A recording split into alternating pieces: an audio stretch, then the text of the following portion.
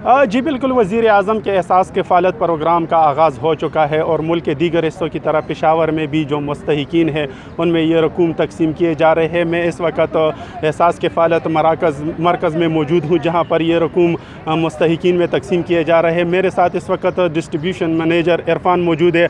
आइए उनसे इस हवाले से बात करते हैं। जी मुझे बताइए कि अभी तक कितने अफराद में जो है वो ये रकूम तकसीम किए जा चुके हैं और क्या प्रोसेस है?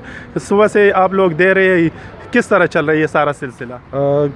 2 दिन हो गए प्रोग्राम स्टार्ट हुए का एहसास कफालत का, आज तीसरा दिन है। 2 दिन में कल शाम तक जो हमारी क्लोजिंग हो चुकी है तो 1600-1700 बेनिफिशरी यहाँ से डील हो चुके हैं, उनको उनके पैसे मिल चुके हैं और इंशाल्लाह और भी मिलते रहेंगे। उनकी टाइमिंग थोड़ी सी कम है मेरे ख्याल से, जो 7 to 7 है। उसके बाद हम बेनिफिशरी कैटर नहीं कर सक रहे, तो उसमें 7 बजे से लेकर शाम 7 बजे जो भी बेनिफिशरी आ रहे हैं उनको हम कैटर करते हैं।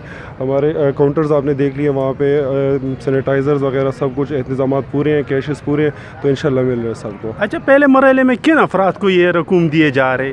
ये उन मुस्तहिकीन को दिए जा रहे हैं जो पहले बेनज़ीर इनकम सपोर्ट के नाम से जो प्रोग्राम चल रहा था और उनको दे रहे थे। अब वो एहसास कफालत के नाम से जा रहे हैं, वो पैसे कुछ ज़्यादा हो गए हैं अब, तो 12,000 रुपीज़ की अमाउंट है वो मिल रहे हैं। दूसरे मरहले में एहसास कफालत के जो स्टेटमेंट है वो मिलेगी। इस तरह 2 मरहले और चलेंगे।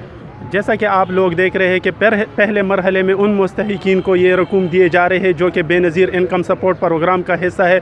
तो इस वक्त ये जो रकूम है ये मुस्तहिकीन में दिए जा रहे हैं और ये रकूम उन मुस्तहिकीन को दिए जा रहे हैं जो लॉकडाउन के बायस मुतासर हो रहे हैं। तो इस वक्त ये जो सारा प्रोसेस है यहाँ पर चल रहा है और यहाँ पर कोरोना से हिफाजती इक़दाम भी किए जा रहे हैं और जो मुस्तहिकीन हैं उनको फासले में रखा हुआ है और उनको सैनिटाइज़र भी हाथों पर इस्तेमाल करने के लिए दिया जा रहा है। जी